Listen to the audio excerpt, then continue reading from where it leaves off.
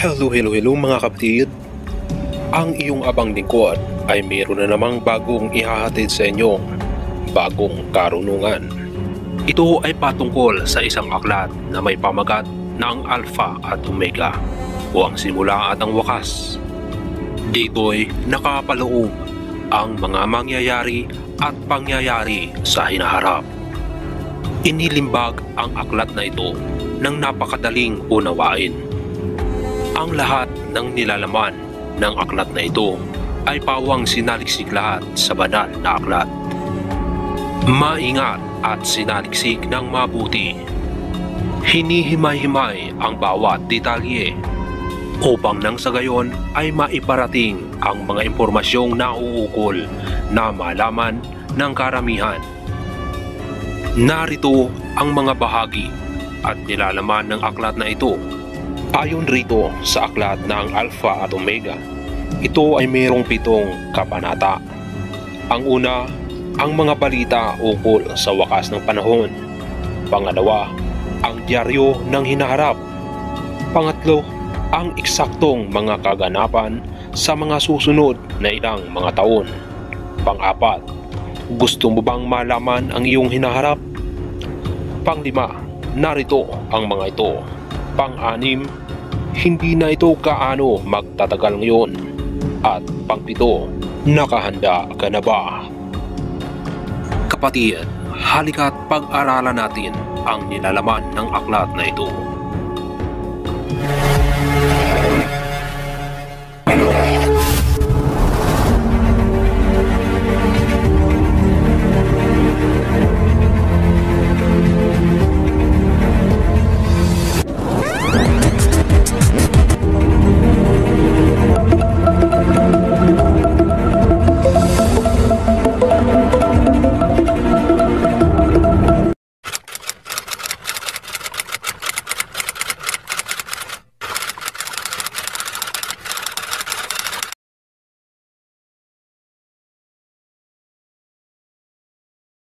"777 Morningstar Foundation Incorporated, Kingdom of Maharlika presents." Narito ang unang pahina. Pagkakatakot. Ang mga psikologo ay nagsasabi sa atin na ang kawalang katiyakan at ang pagkatakot sa mga hindi alam ay ang matinding pagkatakot sa lahat. Ang kawalang alam sa mga nangyayari at mangyayari. Subalit, sa maniwala tayo't hindi, maaari nating malaman kung ano ang mangyayari. Eksakto at nakadetalye hanggang sa eksaktong bilang ng mga taon, buwan at kahit na ang mga araw. Eksakto sa kung ano ang mangyayari. Mga hula o propesiya. Paano ba ito mangyayari? Paano ba ang taong mortal posibleng tawirin ang mga hangganan ng oras at tumingin sa hinaharap? Sa pamamagitan ng pagkakakilala sa bathala at sa mga nakakikilalas na mga salita. Ang Biblia. Dahil ang bathala ay espiritu at naninirahan sa walang hanggang ngayon, na kung saan walang nakaraan at hinaharap at kawalan na ng oras. Ang nakaraan, kasalukuyan at hinaharap ay lahat madali ang nakikita ng bathala at napakadali niyang isiwalat sa kanyang mga propeta at mga sugo ang mga misteryo kung ano ang mga magaganap sa hinaharap.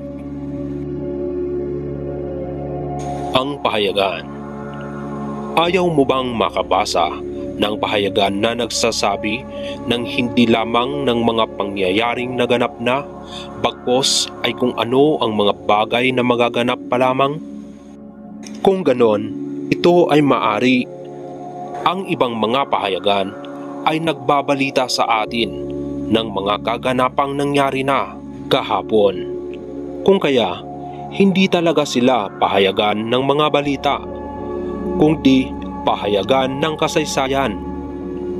Subalit, Ang banal na kasulatan ay hindi lamang naghahayag sa atin ng tungkol sa kahapon. Ito ay naghahayag din sa atin hinggil sa mga kaganapan sa kinabukasan. Ito ay puno ng libong detalyadong propesiya na aktwal na naglalarawan ng espesipikong tao, mga lugar, mga oras o kapanahunan, mga kalagayan at mga pangyayari na libong taon pa bago ito mangyari. Karamihan sa mga pahayag na ito ay tungkol sa mga pinal na yugto ng kasaysayan ng mundo. Ang huli at pinal na mga araw ng mga kaharian sa sangkatauhan sa ibabaw ng lupa. Ang yugto na kilala bilang ang oras ng katapusan. Ang oras na kung saan ikaw at ako ay dito nabubuhay ngayon. Ang mga palatandaan ng mga panahon. Nang ang mga disipulo ng Panginoong Hesus ay gustong malaman ang mga mangyayari sa hinaharap at siya ay tinanong, "Ano ba ang mga palatandaan ng iyong pagdating at ang katapusan ng daigdig?" Tumugon siya ng hindi lang iisang palatandaan, bagkos 12 katunayan. Ang banal na kasulatan ay nagbibigay sa atin ng 100 palatandaan ng kapanahunan, palatandaan at babala na kailangan nating dapat bantayan upang malaman natin ang eksakto kung gaano tayo kalapit sa katapusan. Ang mga palatandaang ito ay kabilang ang dramatikong paglala at paglaganap ng tagutom, mga salot o peste, at mga lindol sa iba't ibang lugar. Ang Ebanghelyo bilang ipinapangaral at inihahayag sa lahat ng dako ng mundo upang maging mga saksi sa lahat ng mga bansa. Ang biglaang paglago sa pandaigdigang paglalakbay, at ang karamihan ay nagtatakbuhan ng paruot parito, naglalakbay sa karagatan na walang tiyak na patutunguhan, habang ang karunungan ay patuloy na malawakang paunlad. Ang pagkakaroon ng malawakang paglayo at paglisan mula sa panig ng Panginoon, habang ang mga taong makasalanan at ang mga mapanukso ay lumalago sa kanilang paglala, ibinubulid ang karamihan. Ang pag-ibig ng madla ay lalamig, na magbubunga ng kapighatian sa mga bansa sa ibabaw ng lupa, at ang mga puso ng sangkatauhan ay magdudulot ng kabiguan dahil sa pagkatakot. Ang lahat ng mga palatandaan ay malinaw na natutupad at nagaganap ngayon ng higit sa kaysa noon. Ang pandaigdigang malawakang pagbagsak ng ekonomiya o kabuhayan ang posibleng susunod. Ang pagsikat ng mga antikristo. Ang isa sa pinakamahalaga at pinal na tanda ng pinakawakas na prediksyon ng maraming mga propeta ay ang pag-angat ng ganap na kawalang paniniwala sa bathala, o ang pagkakaroon ng pandaigdigang pamahalaang antikristo sa pangunguna ng isang satanikong diktador na lubusang lulukuban mismo ng dyablo. Ang pandaigdigang pinuno na nasasaad sa Biblia na ang Antikristo, dahilan sa pagiging desperado, kawalan ng pag-asa ng buong mundo, ay kakapit dito sa politikal na Superman, sa pag-asang siya ang makapagbibigay ng kalutasan sa lahat nilang mga nakaririnding problema.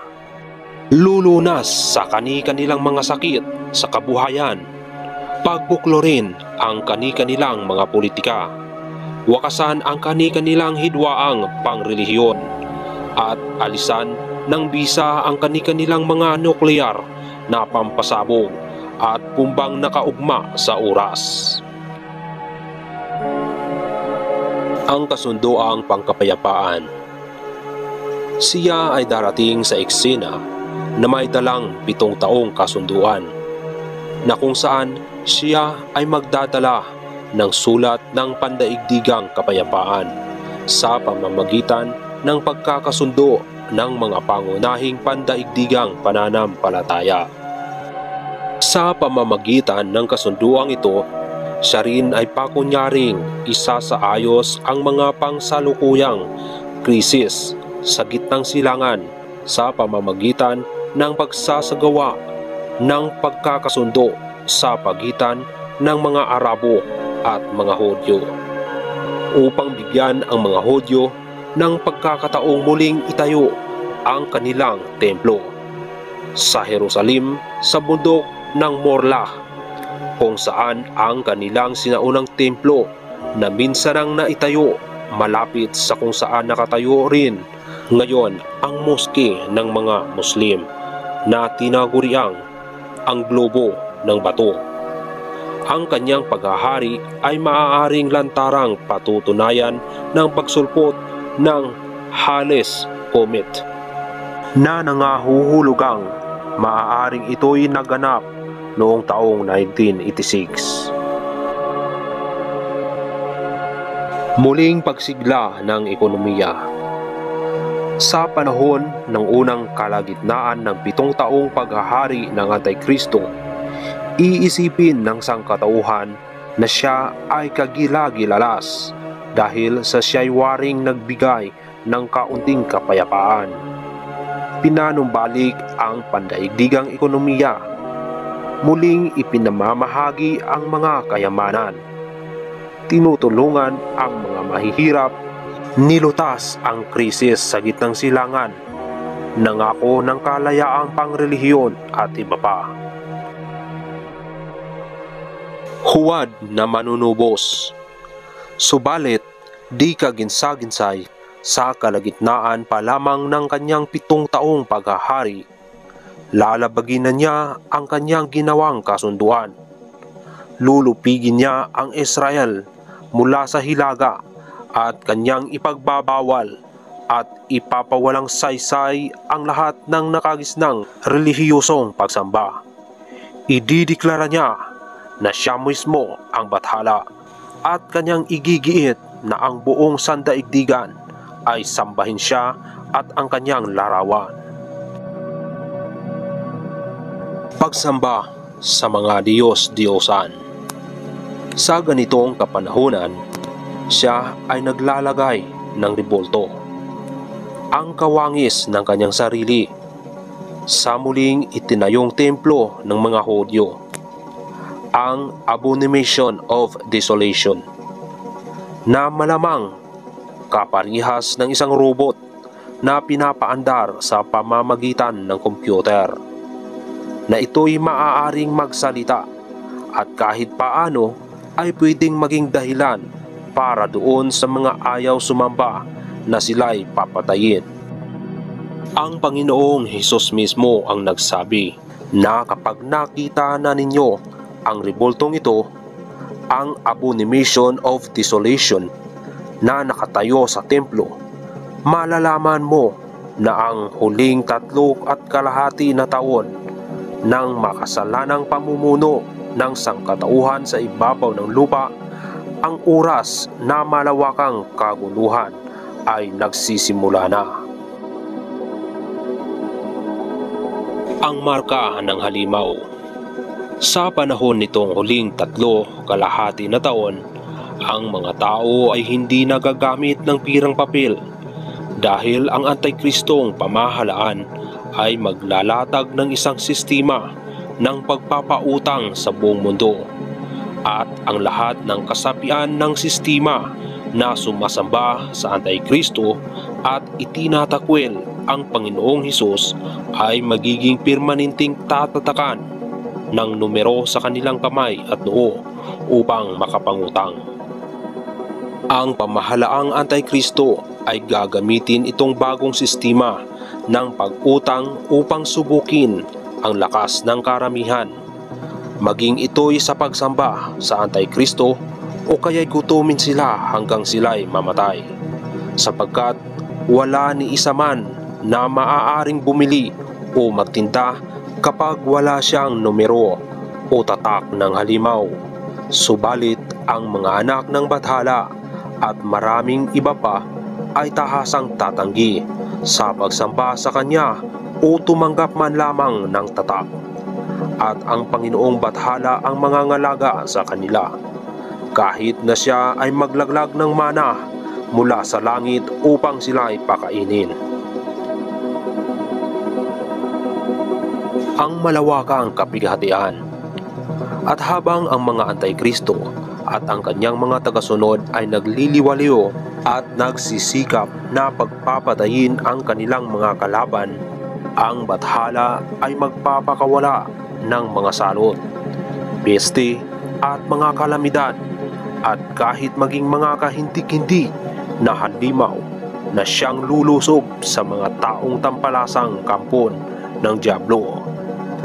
Ang mga araw ng malawakang kapighatiang ito ay mahahalin tulad sa mga huling araw ng mga anak ni Israel sa Ehipto, bago ang atas kay Moises, na pangunahan sila sa kanilang paglabas.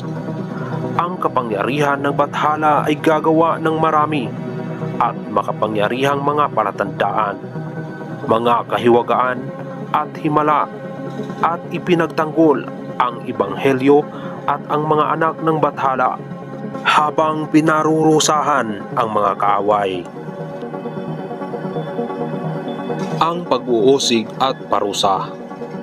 Magaganap ang maraming digmaan, kasabay ang pandaigdigang pagsupil ng mga Antikristo at ang pag-uusig at pagpaparusa sa mga tumatangging sumasamba sa Kanya.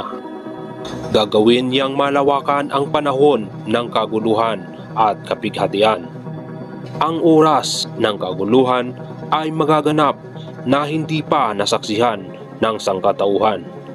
Sa kanyang salita na paulit-ulit niyang ipinahayag sa atin kung papaano kahaba ang oras nitong malawakang kaguluhan ay magtatagal ng eksaktong 3.5 na taon, o kaya'y 42 buwan, o kaya'y 1,260 araw simula sa oras na ang Antikristo ay itayo ang kanyang rebulto o larawan sa templo upang himukin tayo na manatili at patuloy na manindigan para kay Jesus. Mga kapatid, ang kasunod na episode ay aking ipagpapatuloy. Panatilihin ang laging nakasubaybay. Maraming salamat. God bless us all. Bye-bye.